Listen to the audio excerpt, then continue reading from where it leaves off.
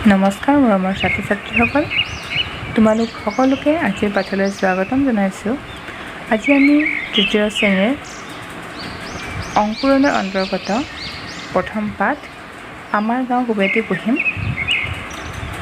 আমাৰ গাঁও কবিতাটি তোমালোকে ভালদৰে শুনিবা আৰু ঘৰত পঢ়িবলৈ চেষ্টা কৰিবা।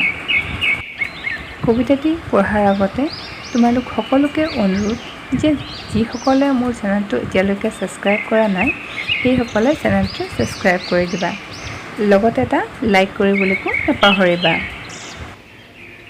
আমাৰ গাঁও।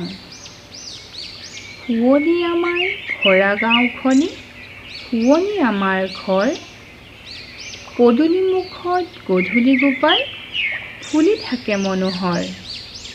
শুৱনি আমাৰ ভৰা বাৰীখনি, শুৱনি তামোল পাণ, শুৱনি আমাৰ সোণালী পথাৰ ভৰি পৰে পকা ধান। শুৱনি আমাৰ গাঁৱৰ পুখুৰী, ৰাজহাঁহ চৰে তাত, শুৱনি আমাৰ ঔ গছ জুপি, মৌৱে বাঁহ লয় গাত। শুৱনি আমাৰ গাঁৱৰ চৰাই, শুৱনি গছৰ ফুল, শুৱনি আমাৰ ৰচকী পখিলা বাটৰুৱা যায় ফুল।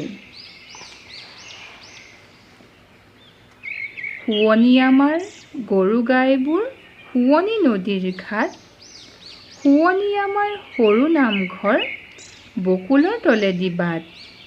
শুৱনি আমাৰ যত ভাই ভনী, ৰহিম মহিম দোল, পদুমী কদমী মেলিনা চখিনা একেটি থুপিৰে ফুল।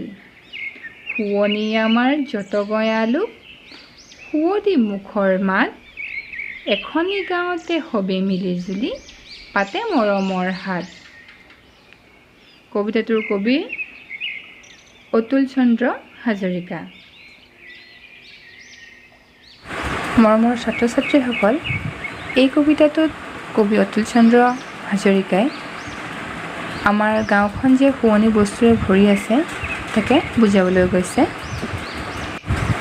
ঘৰ, পথাৰ, তামোল পাণ, পুখুৰী, ৰাজহাঁহ, পখিলা, চৰাই, নামঘৰ ইত্যাদি বস্তুৱে আমাৰ গাঁওখন অতিকৈ শুৱনি কৰি তুলিছে। কবিতাটিৰ মাজেৰে কবিয়ে গাঁৱৰ এখন সুন্দৰ ছবি আমাৰ আগত দাঙি ধৰিছে।